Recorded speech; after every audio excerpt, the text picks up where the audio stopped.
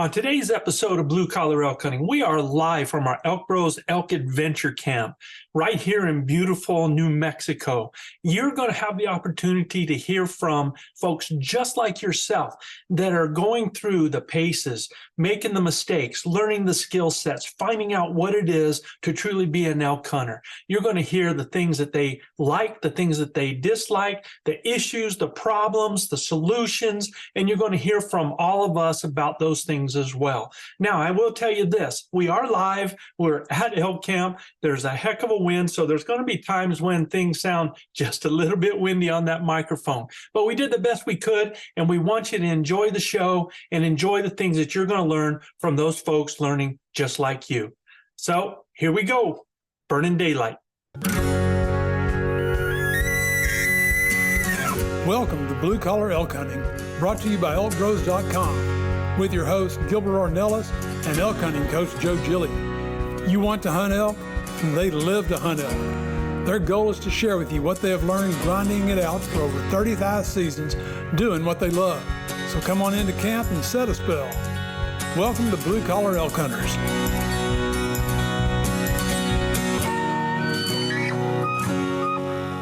Welcome everybody to ElkBros Adventure Camp 2023. I'm Big O, the host of your show, coming to you from a beautiful spot here in New Mexico. And my brother right here, Luis Gonzalez, has got a surprise for everybody, and he shows his face. Look at that awesome decoy that was provided from our main man, Guy DePlanche. I'd like to introduce everybody as we go around the table. We got the Venezuelan Mafia in the house. WWJGD is right here and ready to go. We got the Doro boys from Minnesota, Kevin and Josh. We got the legend in the house, Mr. R.C. Knox, the ninja, Mr. Chav Chavez. Here we go. And this guy needs a proper introduction, okay? He's been my hunting partner pretty much all week, and this guy's an American hero. His name is retired Colonel Bob Mabry, Dr. Bob Mabry, okay? An American hero, and we love to have you here, Dr. Bob. Thank you so much. We got the big man, Big Red Cody Bashuska is in the house. And that's right, last but not least, one of our Elk Bros coaches in the house, the Colorado Madman, the Colorado Killer, the man with the silver voice. Absolutely. Got Mr. Guy DePlanche. Welcome everybody into camp. Woo woo. Whoop whoop whoop whoop whoop whoop. Joe had a little hood rat right there. He did. Absolutely, man. It's been a grind, but you know, typical from what our brother Travis O'Shea has daunted the Elk Bros call the grinder. It's been an absolute grinder in New Mexico, hasn't it, Joe? Yeah, but always, anytime you come to country like this, you're gonna have to work for it, man. Yeah. It's big, it's tall in places. You know, when you got this size of a crew, everybody, I mean, there's a lot that goes into it, but all of this really was about, it's really more than the hunt. Absolutely. This is about the journey of these men that we're here in camp this week, and experience. Our role is a totally different one. We're instead of the hunters, you know, we are now the coaches, we're the mentors, and you know, we've had a chance to, and we're missing two. We are. I'd be remiss not to thank Chris Cox and Sean Stevens. They had to leave early. It's Chris's daughter's first birthday, so they couldn't be on the podcast with him. Wish them safe travels, and it was a pleasure to have him in camp. KK as well. And Cody, the kid, Kirkpatrick, he's been in camp, and I know he's hunted with the Doros, and he's been hunting with one of our other adventure campers from last year in another undisclosed location in New Mexico. And Ed Gonzalez. Yeah, Mr. Ed, we can't thank Mr. Ed Gonzalez enough for, you know, helping us for sure. Big shout out to Ed. Got a visit from Adam. Yeah, and got a visit, Joe, from Adam Messner, our successful hunter from last year who thought elk hunting was so easy he went and killed him a bull on the first day, and he's had a little bit of that humble pie like we've all had this week, huh, Joe? Yeah, But you know, you take a look at it. I don't think there's a person in camp that hasn't had the elk encounter experience. You True. know, and if I'm right, am I? Bob, you had a bull. How close? About 40 yards probably before he turned around and went back into the woods. Walked out of our lives. Yeah. Yeah. Big And- bull. Another 4 steps, he'd have been in the shooting lane. Yeah. But very, very good sized bull came out right 5 minutes before last light. Yeah, and when I talked with the Duros, we were taking off when we were going to. That morning, we were going out to hunt, and we got Kevin and Josh. Kevin was the winner of the hunt with the ElkBros, so sir. he's had a chance to hunt with different ones of us. And how many days did you guys do in Colorado? So we scouted a couple days and then hunted 5 days. So we Yeah. seen some elk, but didn't hear any bugles. So Heard no bugles or didn't have an encounter really, other than you said that Josh. That Got story close, was. Tell that story. Come on, Josh. Step up. I can't see you. It's just microphones, bro. To the Well, we got to some lakes after a big hike, and we decided we'd go check them out. Saw a little bit of sign, not much. But anyways, we get up this hill, and there was a grouse sitting there, so of course we had to throw something at it. And So this and look, y'all, this is typical, man. This is how elk hunting goes. He throws a rock at a grouse, and I missed by, I barely missed it. Hit the biggest, most dead tree in the whole woods. Echoed and took a couple steps, and nice big elk comes running by. So that big clunk made that bull get up and start moving. He Yeah. thought there was another bull in his territory. so we've been doing it wrong. We've been carrying diaphragm calls and drum tubes, and They just got to throw rocks at trees. we should have been rocks and generators. Last year was the ratchet thing. The ratchet. So then to keep on with this story, then we went up a ways, did a little scenario, did some things, hung out for a while. Then Josh thought of KK's story last year with the ratchet, so then he took his pack, snapped his snaps loud, and then the bull came partly back and started raking. So really, we just need loud snaps and ratchet straps. I guess. There's loud snaps and ratchet straps. That sounds like a Tony Wintrip song. Can make a shirt with that. Yeah, loud snaps and So that was our first encounter in Colorado, and then we got a glimpse of another one, and we raked that one partially in, and then we jumped the cow later on. But as far as hearing active bugles during daylight, so far Joe's been the one to put us on that. and actually had a bull coming down. It was a great, really cool. But Y'all heard some bulls in camp here. Yeah, at night too, there's right? been a bunch of bugling going on at night and stuff here, so I think it's probably Joe's nose jammer that made the difference. Yeah. Thank you for bringing that only up. Louise Thank can you. talk about my nose. Thank you for So- bringing that Oh, up. he said nose jammer. jammer. On the other side, a little bit lower. Pretty foul and dangerous. Yeah, you wanna Stay be- away, stay upwind from Stay Joe. upwind It from works. It works, man. Yeah. Yeah. RC, it wasn't your cooking though, man. I just want you to know. Thank goodness. that. Yeah, got the definitely food shout last out to night. RC and Chad for Yeah. all the cooking they've Excellent done. food. Excellent. It's been excellent food. We've not gone a minute hungry here at ElkBros Adventures Camp for sure. I know Joe's, leading into the content here about what we do at ElkBros Adventures, and it's coach, man. It's different. It's a different model altogether, and some guys have really flourished in this model. Even the two guys that are missing, their calling grew so much. I know a guy got to hunt with Chris and Sean, and I got to hunt with Chris a couple days too.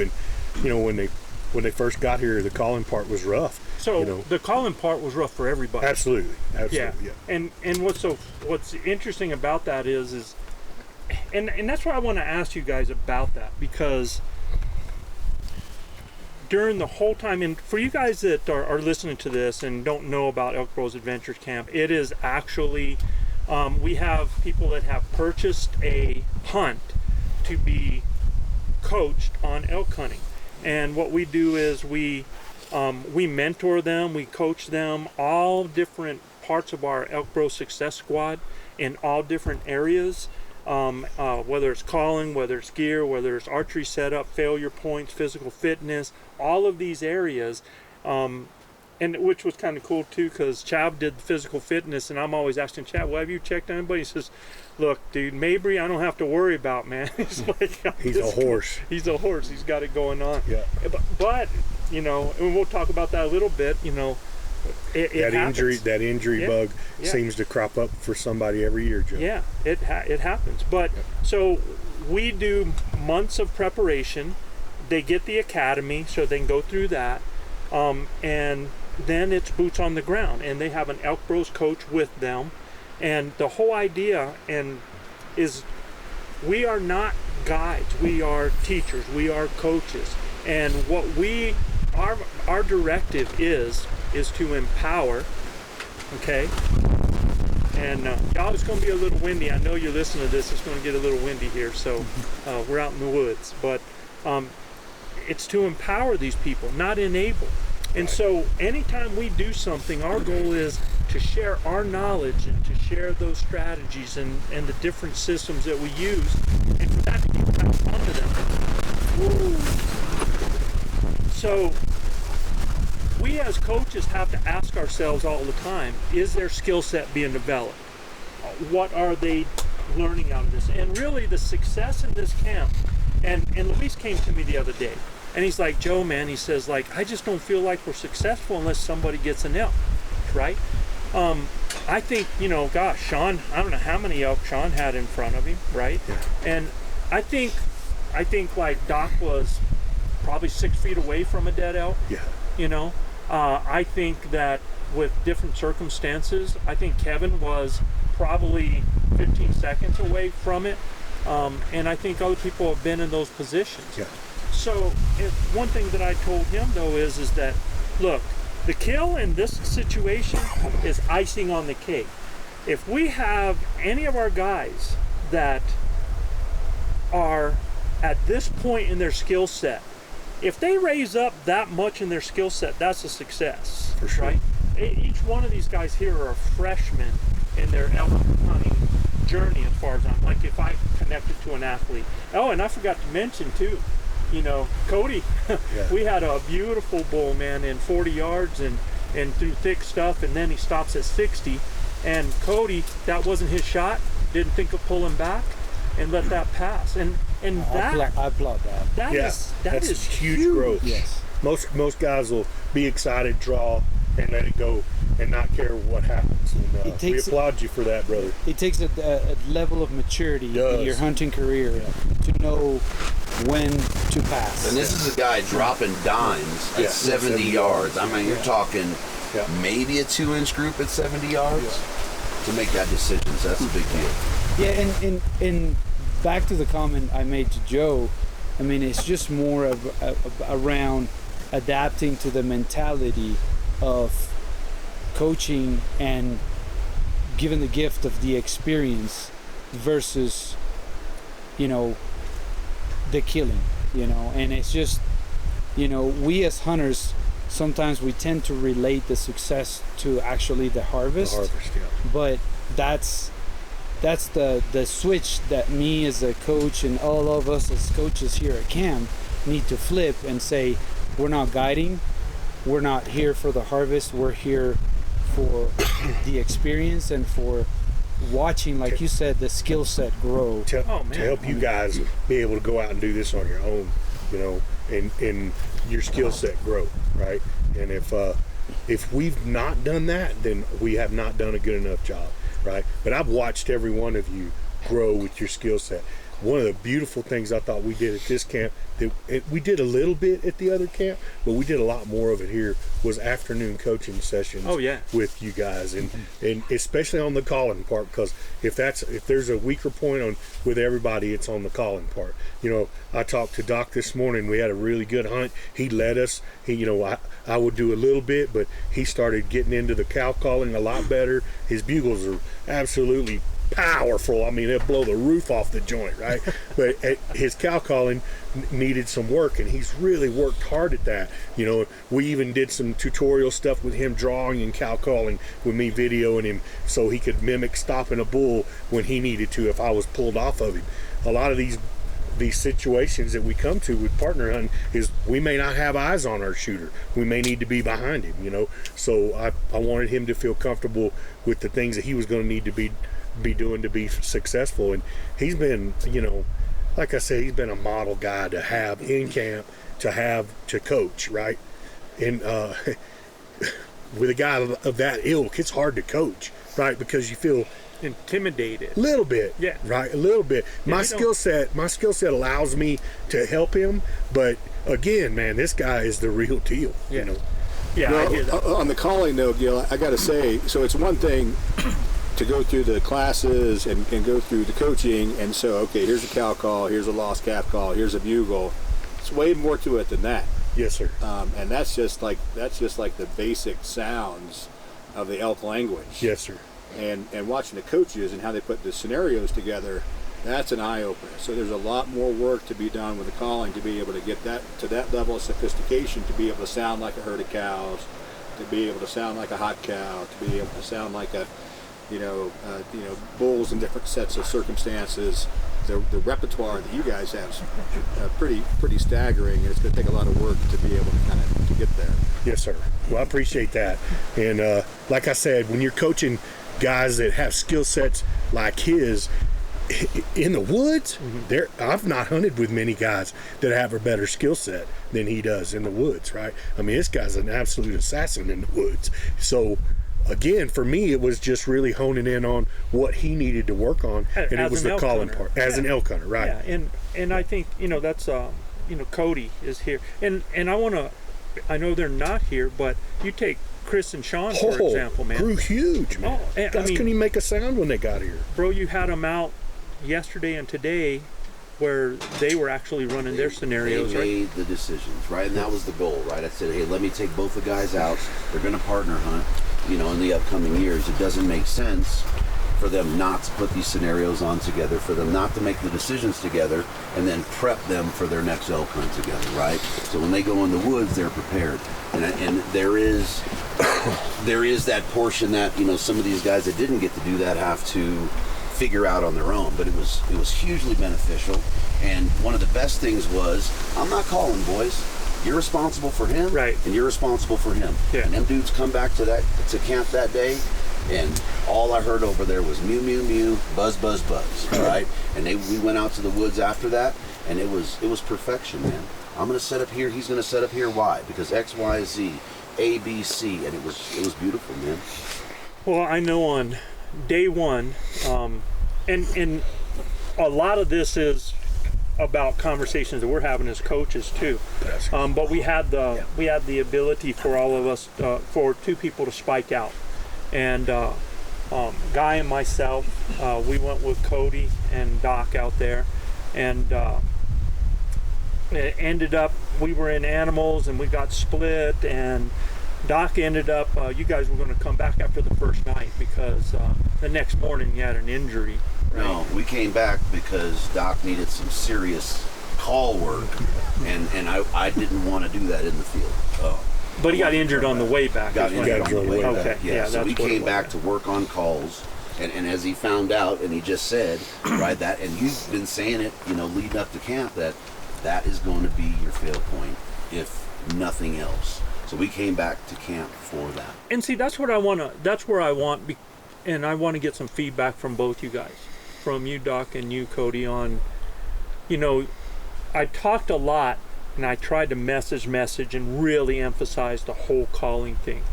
And where were you guys with that? And like, in all of your preparation, where did that fall?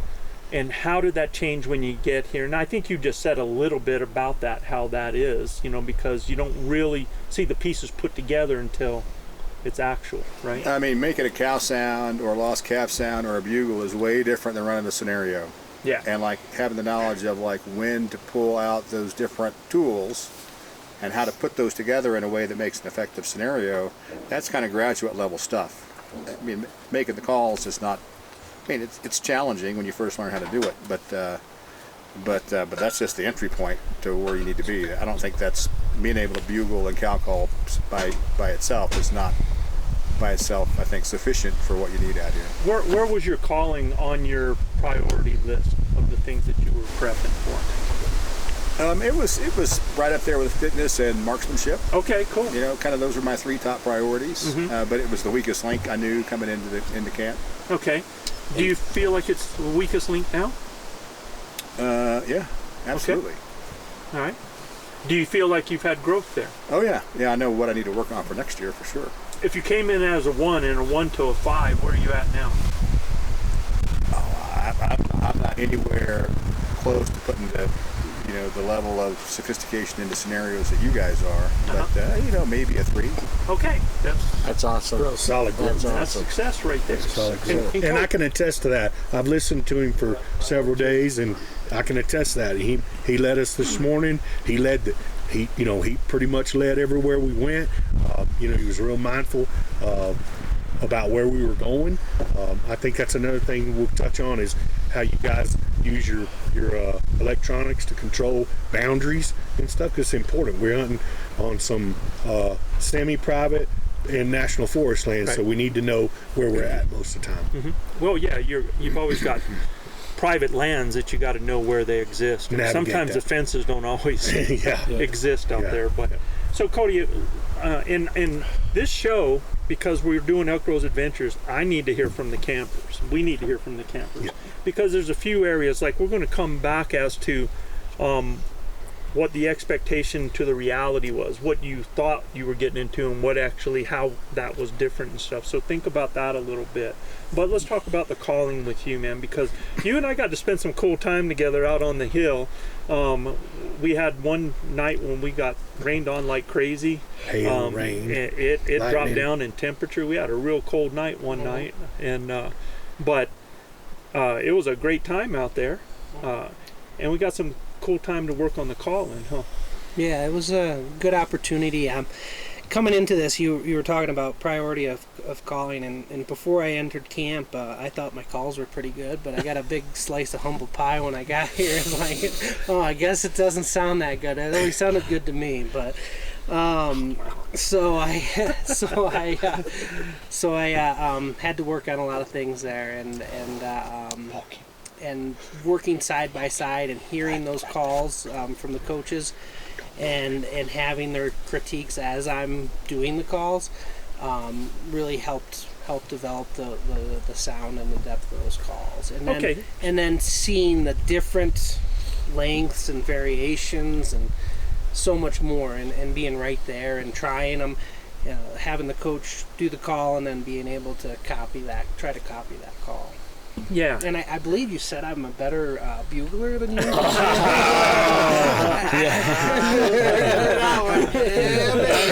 didn't even have to try. Yeah, I know.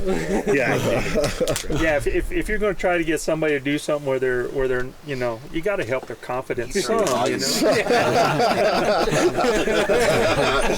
down. Edit point number 1. And when you were doing that, because you said you thought your calls sounded pretty good, so for the people that were out there, what would you say was, let's take one at a time. Let's take your bugling, all right?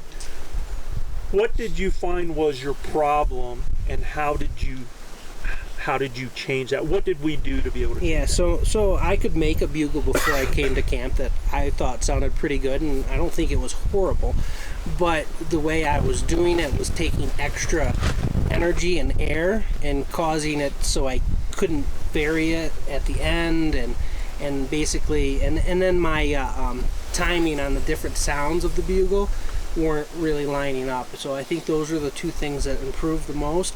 And air control was what really helped me with that. So before I was forcing the sounds that I needed to, rather than finessing the sounds, and I believe the pressure of the tongue on the latex of the call is what really changed my bugle. Yeah, that was a big commonality.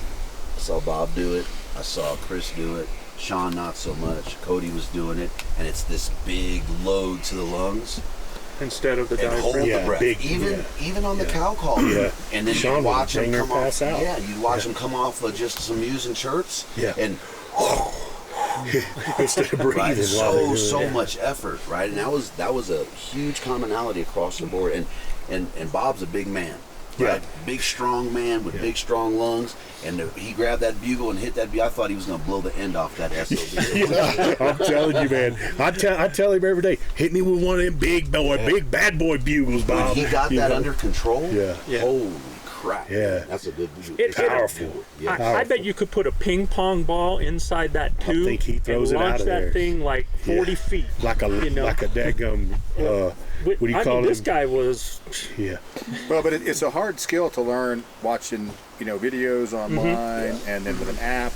I mean, and having one-on-one coaching on how to actually do that and work with your individual idiosyncrasies is huge. Yes. So it's hard to find someone that does a lot of elk bugling and elk calling in South Texas, to work with one-on-one.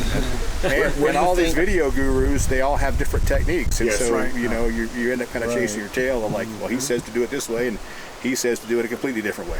Yeah. Where do you... Go ahead.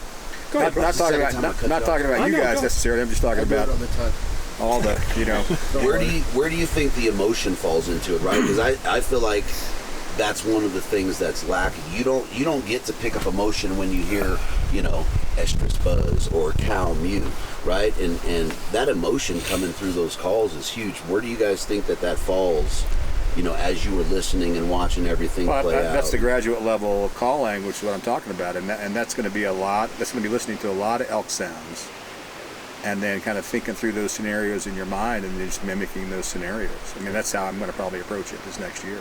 One of the things we've talked to the guys before they got here was being sure that they're taping themselves and listening to what they sound like versus some of the other callers that are out there. But you're right. But what Bob said, what Chris and Sean said is, I think Cody said it too right now. I thought I sounded good. So Yeah. Right. But I don't think many of them tape themselves and listen to it back. And they did. Okay, so the problem is when you tape yourself and listen to it back, It's like singing in the shower. You're hearing yourself. Everybody's right? Mariah Carey. I sounded good. Yeah. Singing in the shower. So I think that was the benefit. Like when Cody and I got to be side by side, I'm like, okay, do yours. All right, now listen to this. Yeah. Okay. And then That helps Sean too. And instead of just saying do what I did, I'm watching his mechanics. Right. And so for example, when he talks about all the effort that goes into a bugle, it's because, and for all you guys listening out there, they're trying to do this. If you're using a low tone, a growl, or any of the bass tones, in order to have that, there's more space between your tongue and the latex, which means more air is passing through. So the longer you stay at low tones, or growling or anything like that, that air is just it's just flying out. So, and I hear a lot of people that are really on the beginning of the bugle, they're really like, and before they even get there, right? And they're running out of air. And so really by the time Cody got to the actual high pitch, the thing that the animals need to hear, it was like not even a second long. Yeah. I mean, it was just boom and down. Right. And so there were places he had trouble at the front, Right.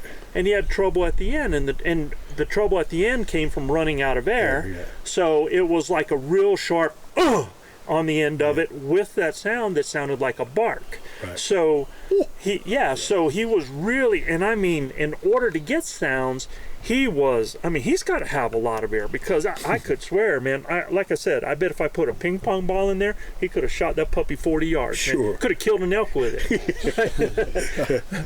Once we got him to realize that, and most people that are doing this, like if you could see on a scale, right, if you had a scale of 1 to 10, and by the time they got to the high pitch, they would go all the way that slope, all the way to 10. Yeah. I tried to get him to get that slope at 3. Right. Okay. Now he's able to now be at high pitch from 3 to 10 or come down on the end of it, right? And he had to learn that tongue control, that it's just relaxing that tongue off of it or pressing that tongue forward into it. And once you got so that you were like right to that high pitch, man, you were like lights out. Oh man, and he could call for a long time. In fact, I'd tell, bro, that's too long. Right? Yeah. You know, at one 3 point. to 5. Yeah. What else did you say? I said, I believe your bugle sounds better than mine. Was it the one or just across the board? Well, what was so funny was then, you know, he's feeling all cocky, and so the whole time I'm like, anytime we're calling, we're partners out there. I'm like, bugle. You know, anytime you feel like you want to bugle, and there was one time we thought there'd be an ambulance, and I was like, okay, bugle, and they went, So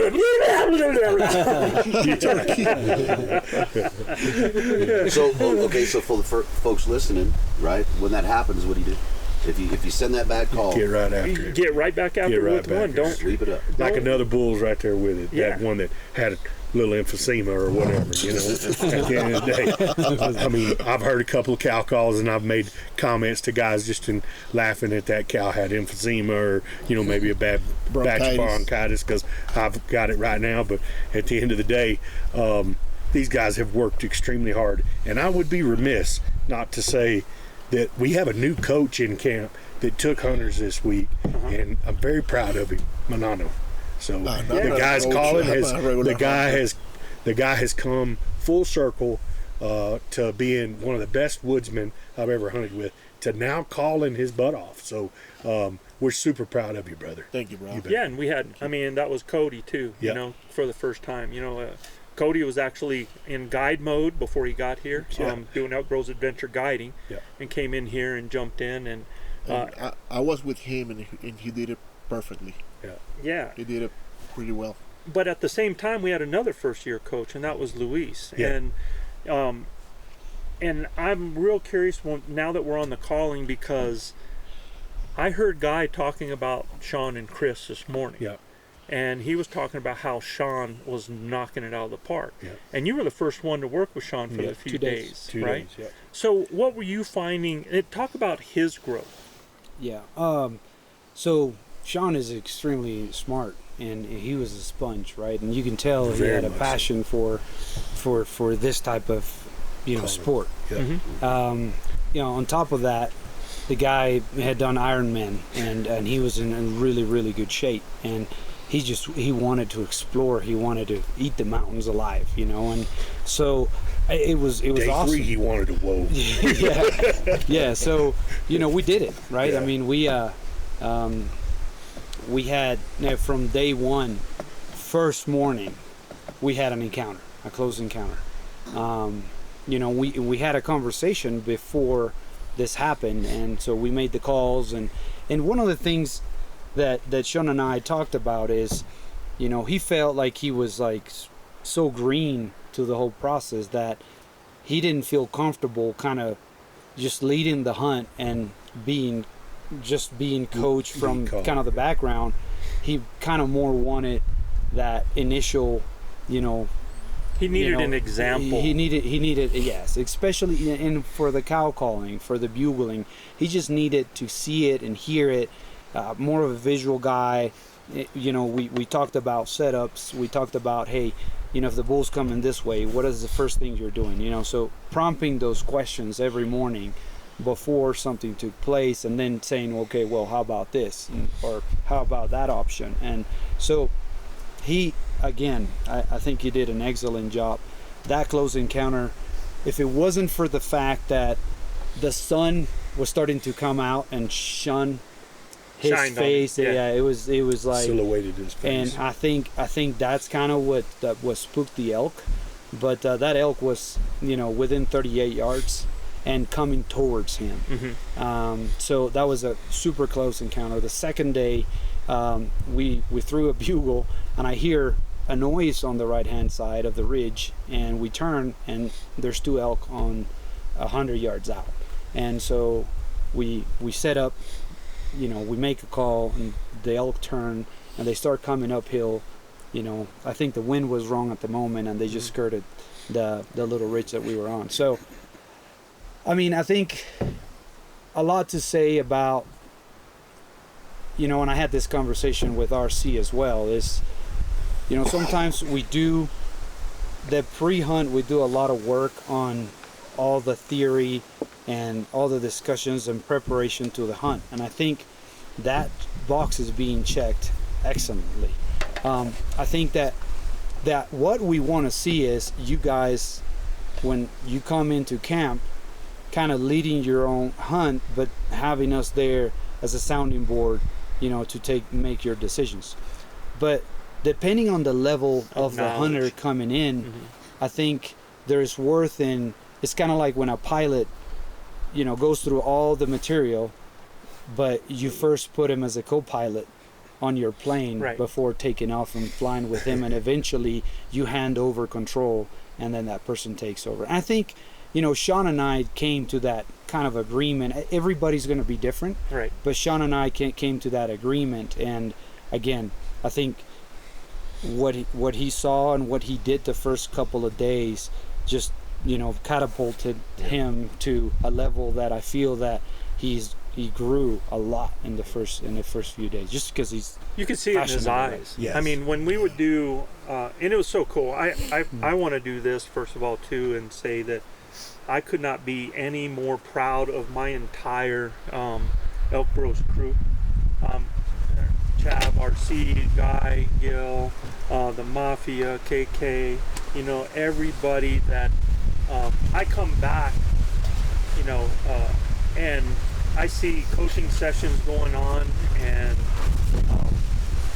I just got to tell you, man, it just made me really, really proud, you know, to see that happening, to see that level of commitment.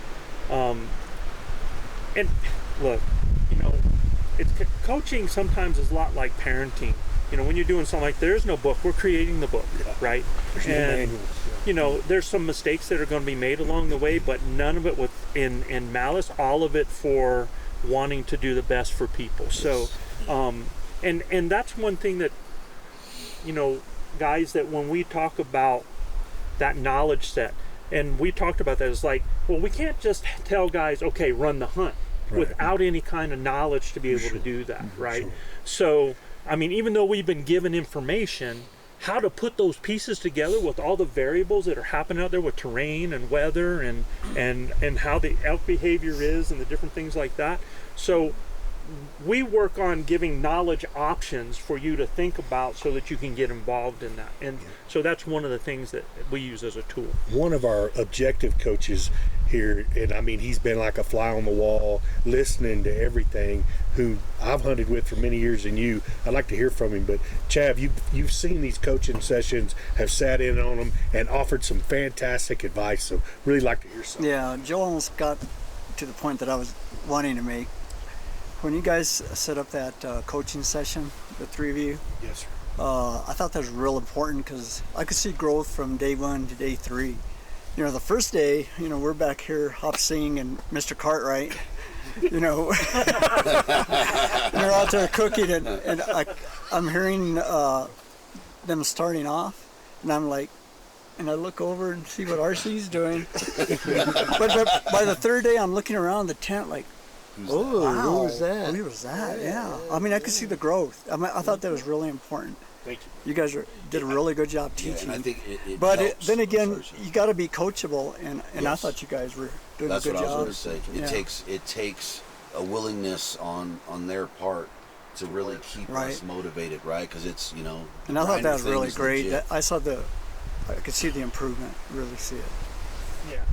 No, I was in RC. I mean, you're always like on my shoulder a little bit, kind of telling me here and there and stuff like that. And because RC is one of our coaches as well with a lot of experience. And I tell you, but he helps us out by, I mean, what we have here at camp is because of that guy's dedication, man. Yeah. And but what did you see? What were your observations that you make? I thought it was very fun that, you know, we're cooks, but yet when these guys sat down with these guys, there was a moment or two that I thought, well, I could step in and be a coach and say, okay, you need to take the diaphragm out of your mouth and just growl. because he couldn't growl. Yeah. He didn't know how to growl, and so he took it out, and he actually was growling in his grunt tube, and he's like, "Oh, okay," and it was like the light came on, you know. So I enjoyed that part of it, that we were not only cooks, but we were part of it too. So. Well, and that's what's cool, is I think the biggest benefit that every camper got was the diversity in coaching methods. What I couldn't reach on, Gil could, or Guy could, or you could. I mean, because you're sitting there, and it's funny because people a lot of times when they're talking forget about the cook as far as the conversation goes, right? Me and Gil, we're coaching, and we're hoping RC and Chav shine. And they're sitting back there going, I know they're flying on the wall. Yeah, and right? Chav's saying, like, you know, do something different. He's telling us, you know, some of his points as well. So, we look to those are our mentors, man. But that's what I mean. It's like, you know, they get a chance to observe in a different mode and to jump in and help. We were looking over our shoulders at them too. Absolutely, the whole daggone time, like, you bet. You guys think about this. And then you can watch them in there. They're all going, oh yeah, turning around looking. Yeah. You know, so I mean, screw the cook thing. I mean, that's a benefit. Don't screw the cook thing. No. I was about to say that it's a benefit that the boys can cook, but having them here in camp and being able for me and Gil to come in and say, this is what we're coaching, what do you guys think about it, and bounce that off of RC and Chav is huge for us. Absolutely. Right? They've mentored more people than me and I could even, you know, fathom. Yeah. Right. And it's a good thing because they screw menus up the whole time. I mean, it's just like apparently that was me and Gil. Yeah, Joe was mad because we had the shrimp boil while he was out, and then he found out. He's like, "What? I'm gonna choke somebody!" But we were just kidding him. We had pulled pork on the night that he thought we were having shrimp boil. So we had to flip flop. So we're out there for 2 days, and we're spiked out. Eating and I think on that weenies. second day, I had to eat. I had 2 of those granola fig bars, right? You knew you was going. Eventually. I had plenty of food. I don't know where you stopped. Somebody was prepared. That's right. For the record, okay? Because every time I'm on the damn podcast, what does he give me guff about? What I carry. I'm going hunting. I'm not gonna carry nothing. I'm gonna hunt with God. I didn't even carry food, bro. Hey, we walk out of camp. His pack is 65 pounds in my car. He had a pack on a pack. He told me we're gonna go out probably for a day and a half. He's in the woods. He takes 2 sandwiches that Chav and RC make, and he has to cut them in 4 pieces each, so he has enough food to get through it. And then who knows what the hell was in that pack? Hey, even coming back empty, even coming back with a backpack empty, it took him about. I saw him. It took him about 45 minutes to go up a hill that was only about 50 feet. And he had 2 canes too, and he was like going really slow. I got it on video, by the way. I just want to say too, I sent Luis to one of my bunny hills. It's what I call the bunny hill. Where you send the beginners. Y'all don't know. You send the beginners to go up, and because we had such great elk encounters, and I heard the Doros had to stop and wait for you, man. They did. They did. And I was so proud of them, but I was so mad at you. I was so mad. Hey, another thing that he's not here with us, and I wish he was, but one of the cool things is Manano Grataron has been able to bring his father to elk camp. Talk a little bit about that, Manano. Man, this hunt for me has been a bless. To be able to hunt with my father, it's just an outstanding hunt for me. Yeah, and let everybody know your father's from Venezuela. Yeah, he's from Venezuela. He don't get to come here all the time. You know? He's visiting me he's been here for 2 months. I haven't had the conversation whether he's stay or not, but I think he's enjoying the hunt like we've 100%. enjoyed having him, man. Yeah, you know what's been cool is that having conversations with, because of the language barrier, but yet None. Within the hunting thing, Right, we all get it. Yeah, and it's like it's a universal Yeah, language. yeah. So yeah, it's a privilege, and I wanted to thank you all for allowing my father being here with us. So it's a privilege for me. You go shake that man's hand in the morning. I love that handshake. Yeah. Yeah. I see him in the morning. I make sure after we introduce, I go shake that hand. I hadn't met Don Raul personally, and I have to say that he's a special man. Yeah. And yeah, we actually have moved you back in the lineup. we brought Raul. Right. No, the level of respect I have for Manano after this, he is an absolute contender for that #1 spot. Gangster. This dude put on more miles than I don't care anybody in camp. On a bike? on a bike. No. One day on a bike. No. Look at that Are you dude's fucking tracks. kidding me, dude? Look at his tracks. 65 miles in Look 5 at days. that. I said, where's his dad, bro? With his dad. Only one day. Oh, Don Raul is the leader of the Venezuela. Now Manano, He's a true leader. Manano is going to be always the lowest ranking man, no matter what. Actually, that name is solid for the leader, right? Don Raul. Like, how do you say it in Oh, Spanish? man. Suavecito. Hey, Don Raul. you better be careful, or you're going to have to deal with Don The mafia. Raul. Like I said, He's the Don. the time. Joe, I wanted to add to your comment about the coaching thing. I've been hunting my whole life, and I'm considering myself after 6 or 7 seasons a rookie elk hunter. So, being only 1 season being coach, it's not enough. Take that in consideration that it will take a long time to master this skill. So it's not a hunt, it's not a pig hunt or whitetail deer from a tree stand. It's a whole different level. Even my father yesterday made a comment.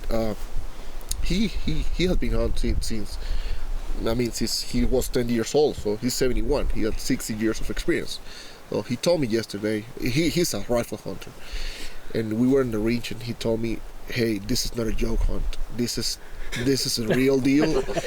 This elk hunt. It's with a bow. It's an outstanding hunt. So you have to take that in consideration in order to flatten the curve, the learning curve. So it'll take some time." That's great information, because a lot of people that come here, they really feel like, well, I'm hunting with the ElkBros, right? These guys are going to drag them in by their hair on fire and their butt screaming, you know what I mean? And that's not the case. We don't have control over the animals. We do the best thing we can. We put the miles in. We get in the right positions, and sometimes it just doesn't work out, right? Well, these are wild animals that are here. Everything is God's put them all here, and they feed on one another. There's everything here trying to catch them and kill them, and including us. And we're the apex predator. They know that. They adjust to our habits as well as, we try to yin when they yang, and sometimes we don't zig when they zag. And it can be, even the most experienced elk hunters we have here,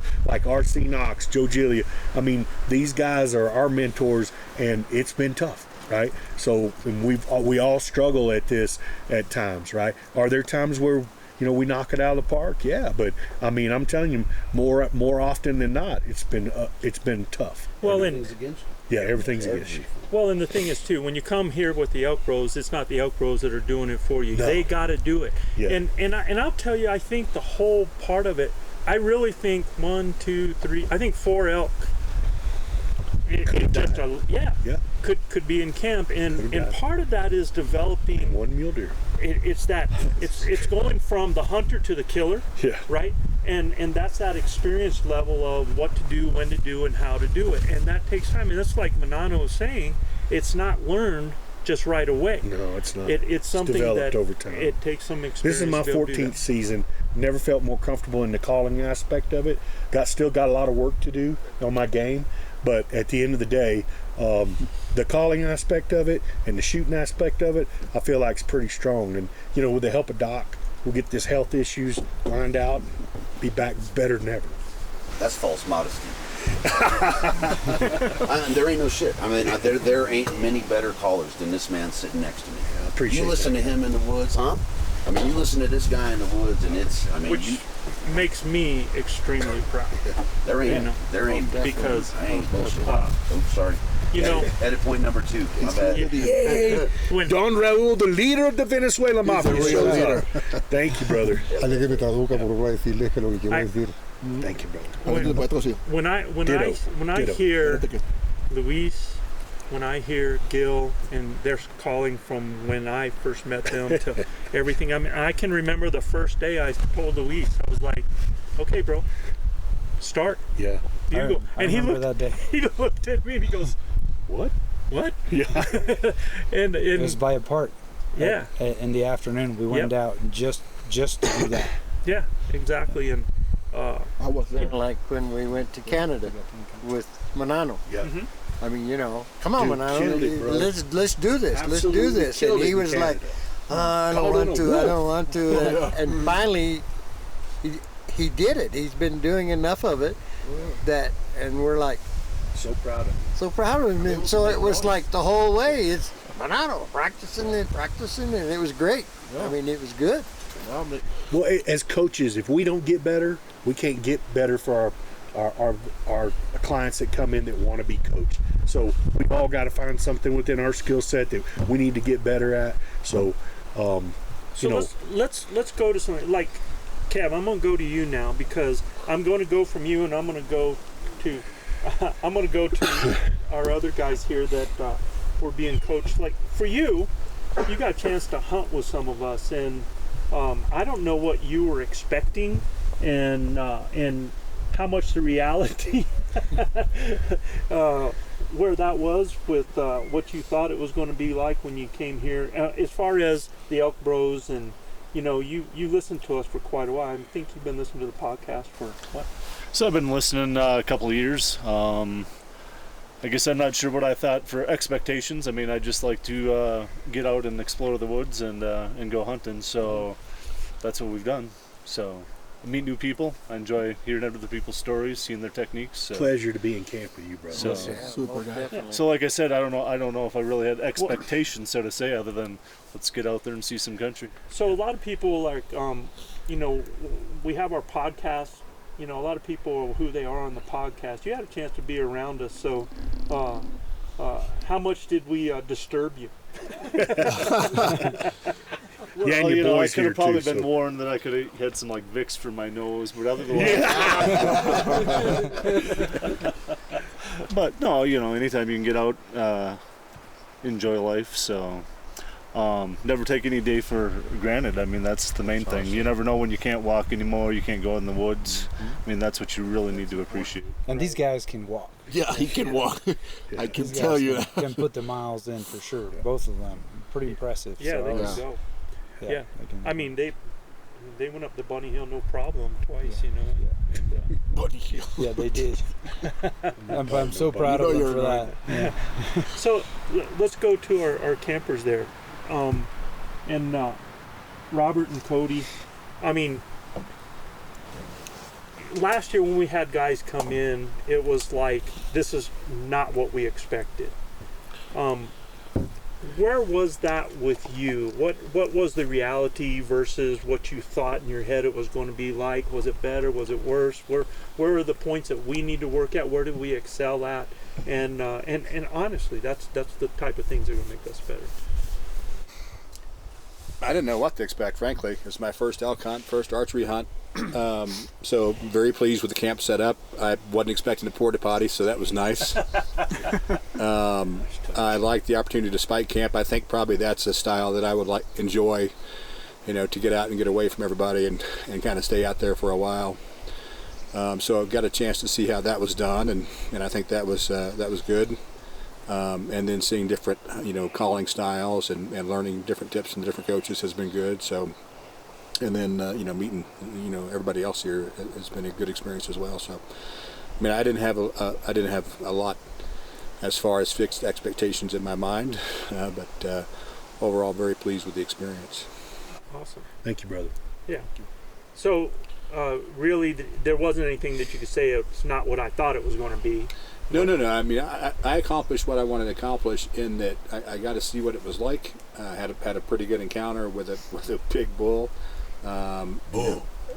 Big bull. Big ass bull. but even that was useful, right? So we saw how the scenarios played out, and this guy came out like just before dark. Yeah. I mean, just before dark. They always do. Which is a huge point. And I hope everybody's hearing this. Yeah. Because how long had y'all been there? Oh, 2 hours at least. Longer. We left here at I think 2:30 that day. Half an hour walk to that spot. Yeah. And that was 6:48, I believe. He broke cover. Yeah. Something like that. Just before last light. Yeah, and there's so many people that in a situation like, because you guys were doing scenario stuff, were you? Very, very likely. Right. This bull was I don't know 250 yards up on the ridge, bedded down somewhere. So we had an idea where he was at. I knew the spot that we were in because of last year, and I kind of knew what I wanted to throw at him. And Bob and I walked through, why we're going to set it. I did something wrong, and I didn't follow the entire plan, and didn't fall back. But man, it got cold, it got windy, and it was sucking. Well, and that's just it. Like, think about the time. Think about the time. Think about the conditions. The time and the conditions alone, most people wouldn't. I mean, there's adios. Everything's quiet. Nothing's happening. After a half hour, a lot of people are like, move it, right? God, but what clued you into sticking there? You heard him mew a few times, right? He gave us a real light bedded locate. Right. And I mean, quite honestly, I wasn't going to fail Bob. Right. If we didn't get a shot, I was going to get that call in. Sure. I wasn't failing Bob. And I think that's one of the things that's important. At least it's important for me to say about our coaches and the whole ElkBros staff is we don't want to let you guys down. Right. We want to coach you. We want to teach you. We want to give you the knowledge that we have. But when we're out there and we're helping, like, I don't know that anyone wants it more than these guys that are behind you, supporting you, and passing that info down. So I'll get that out of the way. But it was not wanting to fail him, and then understanding that bull was bedded, and we had a legit opportunity. We knew the landscape, and I knew he was going to either feed down this way or feed down that way, and he was susceptible to come into that call. Right. So it was just setting it out, right? I mean, it's elk hunting. A lot of guys wouldn't know that. They couldn't hear it, or they wouldn't know that. They just keep pressing on, and they never have that encounter by being vigilant. Go back tonight and try it one more time. Yeah. That'd be the spot. Yeah, or they try to push it and go in and blow him out because he's got the advantage in the bed. And we did that day too. When we heard him down in there, and I told him, I said, enough of this. I ain't waiting for him. We're gonna go in there and kill him. We had an okay wind, and I really thought he was down in there with some cows, and if I could put eyes on him, this guy's a good enough hunter that if you can get eyes on something, he's gonna slip in there and kill him. You know, so it's what we tried to do, and he just double crossed us, man. Well, and that's the other big learning point too, is just how important the wind is. I mean, it's one thing that says you got to play the wind, but when the wind is like going all different directions at 50 miles an hour or whatever, they got the advantage. I mean, it's very tough to figure out how to do that properly. And so, understanding how the wind and the terrain works together and how you plan your hunt and plan your approach, that's been very useful as well.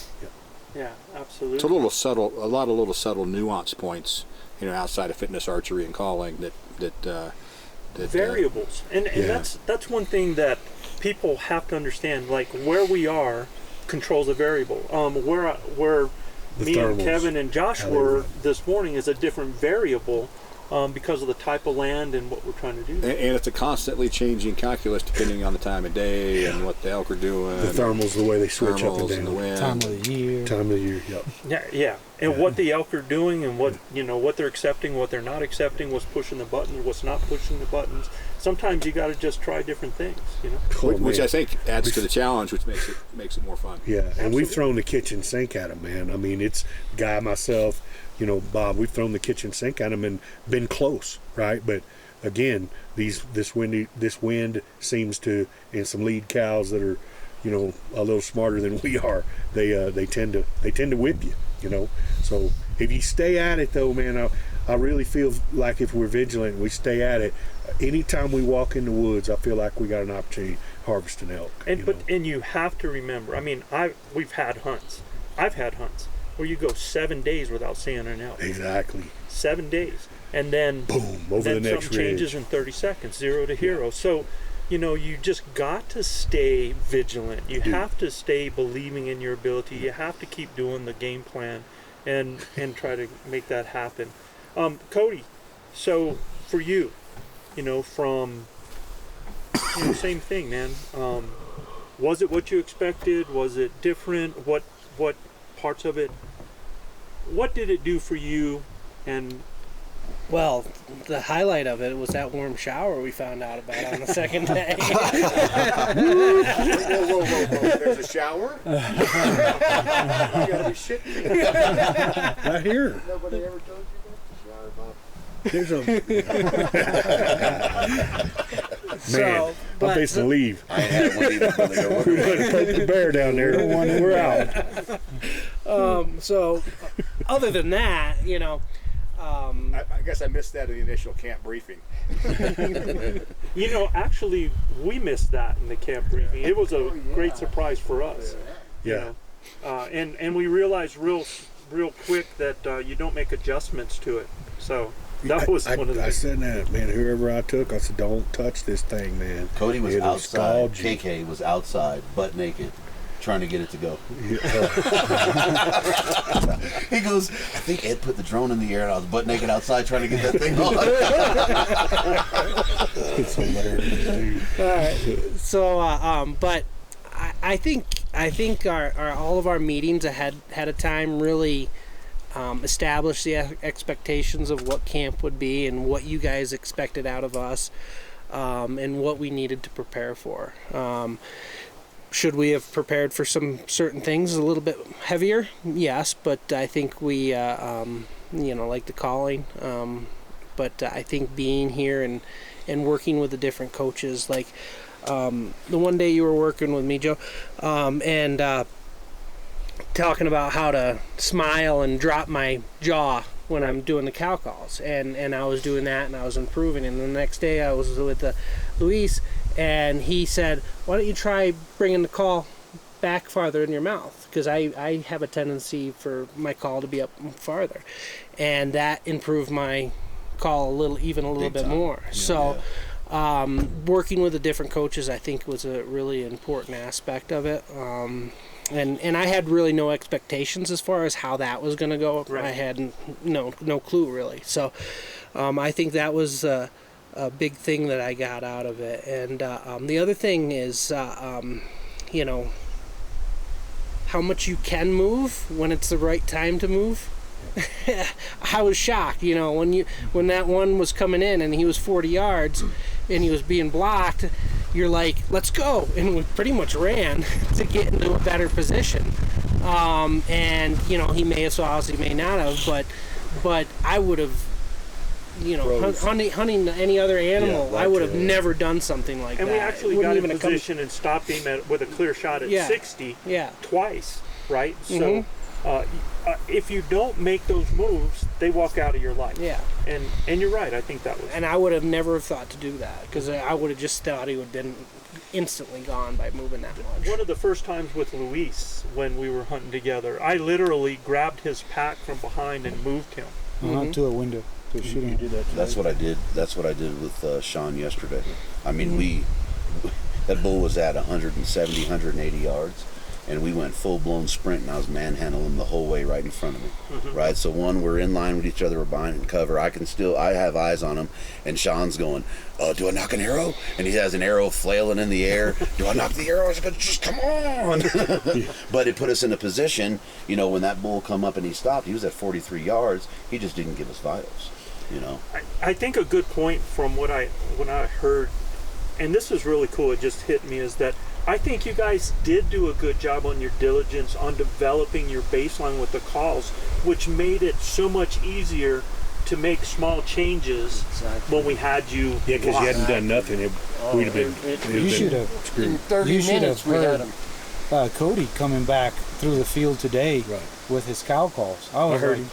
I heard he was good. Didn't sound like a cat? No, sir. Every time when we were walking through the woods, every time he'll make the sound, and I was like, thumbs up, thumbs up. Yeah. Thumbs up every time. Today with Bob as well, when we're up on the ridge, I'd say, all right, give me a couple cow calls and I'll blend in with you with some calf. We're putting on a little show up there, and man, he was solid, dude. Yeah. Really good. Could sound just like a mature cow, and I was really pleased. I think the coolest thing, like I saw with Cody, was, that's the great thing as coaches, like what you were saying before, is by us being able to give him examples to see and hear, the next thing I notice is that he's taking my nuances and adding them to his repertoire. It starts sounding a little like Joe Gillia, like a lot of us do. It was kind of cool. Like I'd hear his cow calls where it'd be, yeah. I mean, he started getting the variance, he started getting the spacing, he started getting the levels. And then when I started hearing his bugle where he started adding some stuff on the end of it, I was like, I've heard that before. What's nice about that, Gil being Gil always say, sounds like Joe Gillia. But that's the one thing, right, is you get your own signature on it, right? I hear Luis and I can hear it, right? But it's Luis, and then I hear Gil, and I know it's Gil, right? It's they're singing their own songs to those animals. So you'll develop that, man, and you'll find your niche, and when those elk start coming into that, it'll develop even more. I mean, that's the base, but and I noticed that too in the different callers or the different coaches and how they call. Everyone has their own unique thing, and some call softer, some call louder, and adapting that to the situations. Now I want to give Cody props because I think Cody has a very unique background where his hunting knowledge in general is pretty elevated. And we were having really good conversations with regards to his knowledge on turkey calling, and he was like, hey man, I know every elk hunter hates it when you compare it to turkey calling and blah blah, but I'm like, I was actually the opposite. I told him, I was like, I think it's great that you're actually bringing that knowledge set into the conversation and trying to compare it, because that association, I think it makes him stronger. So absolutely. I saw him. We had a really good conversation about setup the first day. The first day I walked out with him in the morning, we talked about getting set up and kind of thinking the different possibilities of what the elk would do, and what if they respond, and what if they respond close versus responding far away. And it was more like me asking him questions, triggering that thought process. And man, he was bam, bam, bam, bam, answering all the questions right. And I mean, he in a few minutes he already had the whole topography evaluated, the wind checked, and awesome. Where he was going to be set up, right? And then later that day, we he told me, it's like, hey man, I think it's probably a good opportunity to kind of put a scenario together. And we blew a scenario, and the whole woods heard us. I think these guys were way east of where we were at. And I think it was a great conversation as far as sharing ideas as to how you can progress a scenario from starting out really soft and slowly kind of building up and to a fever. Yeah, and it's like I was telling you, right, talking about painting the picture in your head and kind of imagining how the elk are interacting while that scenario is taking place, and how the scenario is progressing from potentially just cow calls to now, after a big party and a big fight, they all left, and now you got a lost calf in behind it. So just having those conversations to me was super unique, because and that's fun stuff. It was. I mean, I don't know. It keeps you occupied during the slow times of the day too. Exactly. And talking through the scenario and then actually doing the scenario. You can't learn that from watching YouTube. Bob and I did a breeding sequence up there. I wish I would have taped it, because it was solid, man. And I mean, we were from raking the tree to the hot cow to him glunking, chasing her around, displaying, I mean, the whole 9 yards. And it was really good. And then he was like, man, to see it and hear it is so different, right? You can, and to try to do it yourself is a whole nother level, right? And I told him, I said, well, this is where we start. We start small and build that build that interest. Start painting and, that picture by start painting layers, that layer picture after layer. by Yes. layer, right? And I've been taught to be a lover before a fighter, and then you know, sometimes you got to throw the baby out with the bathwater and just go fighter straight up, because I mean, at the end of the day, some things aren't working, right? So I've been with Knox, and he's not, you know, he's not a huge caller by any, a very good caller, but he uses his woodsmanship and understanding of the elk movement to move in position and kill a lot of elk. But when he's got to go to that call, man, he's lethal with it, you know. And sometimes I've seen him go, well, this ain't working, so let's get that freaking hyper call out and go to work, right? and all of a sudden, here they come, you know. So Manano, I'd like to have a conversation with your dad, because this was his first experience. Yeah, he wanted to say some words, so Luis can translate it. And ¿Quieres decir unas palabras? Bueno, gracias. Bueno, mira, estoy sumamente agradecido. I'm extremely En primer appreciative. lugar con Joe First place y with la Joe familia de ElkBros, and the ElkBros family. mi hijo Manano y tú, My son por Manano. haberme dado la and Luis, oportunidad de esta maravillosa oportunidad for de giving me disfrutar this wonderful opportunity. y participar marvelous en esta cacería que entiendo muy pocas personas tienen el privilegio de to be able to participate de in this disfrutarla. hunt that, as I see it now and understand it, that it's a privilege, and very little people has the privilege to enjoy it. Gracias a todos. No pude conocerlos bien por el idioma, tengo dificultad. Thank you to everybody. I apologize I couldn't meet all of you very well because of the language limitations. Pero que entendía muchas cosas porque el lenguaje de los cazadores es universal. But I was able Y yo to como understand cazador, a lot of things because the language of the hunters is universal, and I could somos understand a lot of things una gran because of familia that. los cazadores. And all Gracias, hunters, gracias we're a all todos. a big family, and I can't thank you enough for everything. Yeah. Echo this. Just let him know that the real leader of the Venezuelan That's mafia right. came to camp. That's right. Yeah. The real leader. Que él quiere que sepa que él está muy contento porque el verdadero líder de la Venezuelan Mafia está aquí en el campamento. That's right. so let me ask Raul, what were 3 things that he realized coming Okay. out here with us? ¿Cuáles fueron, en su opinión, las 3 cosas que usted, de las que de verdad te diste cuenta aquí en este campamento? Por lo menos 3 cosas que Primero, impactaron. el profesionalismo y la técnica de ustedes como cazadores. The first thing, the professionalism and the technique of the team as La hunters, organización, la and how organización, organized. la camaradería, el sentirse todos en familia. The camaraderie and the feeling of a family. Y por as a supuesto group. rodeado de este gran paisaje, este gran país, es bellísimo todo lo que vi. And obviously Tuve la oportunidad de ver surrounded by 20, this 22 incredible elk. Scenery and this incredible country. I was blessed with the opportunity to see the elk, and it's many elk. And 22 actually. 22 elk. He probably saw more elk than everybody at camp, yeah, which is usually the case. Yo Right?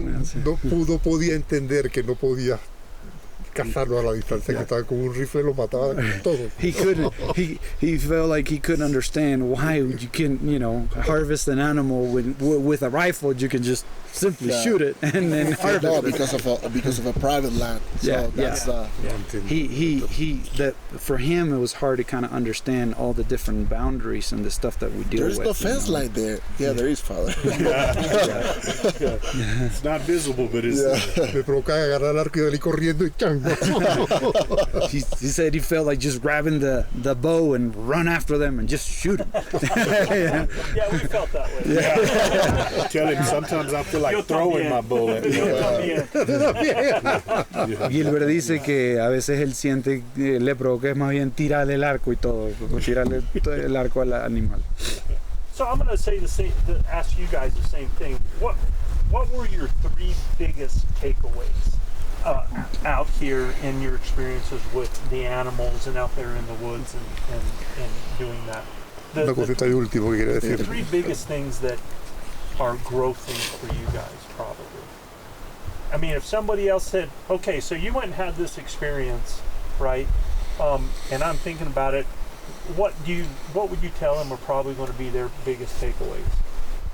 I mean, we've already talked about them, Joe, really. I mean, the importance of the calling, especially if you're not guided, if you're a solo hunter or hunting with somebody else, a partner, somebody's got to have some calling skills for sure if you're bow hunting. And then we already talked about, you know, all the different variables like the wind and the topography and how all that plays into your plan and having your plan. Those were the two big ones for me. What about you, Cole? The plan, the setup, making sure you're in the right spot. I think that was one of a big takeaway. The variation and bringing the calls together. It's one thing to learn the call, but can you speak the language? And then I can't get over how much you can move when it's the right time to move. I just can't get over that. Really so go back to Cody talking about the setups. That's the other thing too. Is like as you're going through, as you're hunting. I mean, you got to constantly be on the lookout for setups and thinking about shooting lanes and different things like that you don't necessarily have to do when you rifle hunt or hunt from a stand. But you know, trying to find the best position, trying to figure out where the wind's coming from, where the elk are gonna, where the elk potentially are gonna come from, and then making sure you're in position with, you know, something blocking your backdrop, and then having good shooting lanes associated with that too. You know, you got to constantly be thinking about those things as you're walking through the woods. So dynamic. It is simply as cleaning the area beneath your feet. So if you do have to move, you don't make big crunches and big pops and sounds, right? So it's just some simple things that a lot of people don't think about.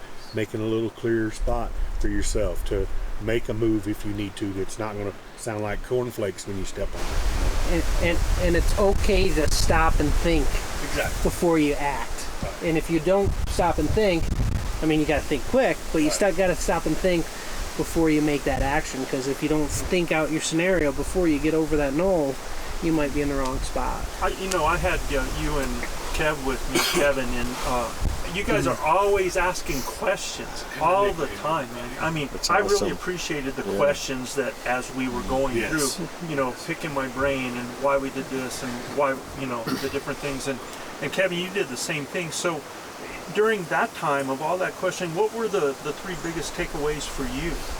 One thing that was obvious is you're an extremely good caller. You know, I mean, everybody knows that, but it's pretty evident when you get in the woods that you know your way around a call. But I don't know, I just enjoy learning things. But like Bob and others have said, you know, being proficient with your calls and helping with some of the setups, or you know, potentially where they may or may not bed, or why they're traveling here and there, you know, any of those things. All right, so expand on that, because I think that's critical, because, I mean, we would be in a position, like, we're up high early in the morning, and you're like, okay, so, you know, one of the dilemmas that I still have is, you know, in the morning in the mountains, your thermals are going to be going up, the animals are going up. Or, I mean, sorry, the thermals are going down, but the animals are going up. Right. So if you're following right on their tail, you know, if there's a straggler, you're going to get caught. So you want to attempt to parallel them if it's possible. But then when you get up there, you know, at some point when the sun comes out, the thermals are going to switch on you. So you got a limited time, but, you know, things have to be orchestrated well to have it work out, because... You know, I mean, there's a reason animals do what they do, because, you know, their whole purpose is to survive. So there's a big thing that I want to talk about that's hardly ever talked about, that we had a big conversation about here at camp. And when we came in on day one, we could hear bugles from a mile away. And then the next day, you know, me, you, and Josh went to a location that generally when I call there, I can hear bugles all through that drainage there, even across the, you know, across the highway to the other side, I could hear bugles. And yet we really that day, even though there were 4 bulls in that drainage coming up to us, we couldn't hear them till they were probably 200, 250 yards away. And until then, until they got within there, we couldn't hear that. And you guys were having the same experience, right? We had the same conversation that day. The high pressure came in, and that drives the pressure bars up, so your sound doesn't travel as far. And then the wind came. So when you got wind and all the other noises, I mean, we could literally, when it's quiet, we can literally hear a dog bark for over a mile away. And I mean, it's like it's in your hip pocket when he barks, right? And whines, yeah. I mean, you can hear him. Confuses you every time. And it's like, oh, is that a bull mewing? Yeah, what was I mean, that? like, oh my gosh. So you could actually hear that. But as soon as that high pressure came in on us and these winds came, everything is very suppressed. And to where, I mean, you can hear a bull sometimes 100 yards from him, you know. Depending on how thick Depending the on forest how is, right? thick, Yeah. And whether you're above him or below him, I mean, for sure. And I wanted to bring that up because I think there's a lot of people that things can change.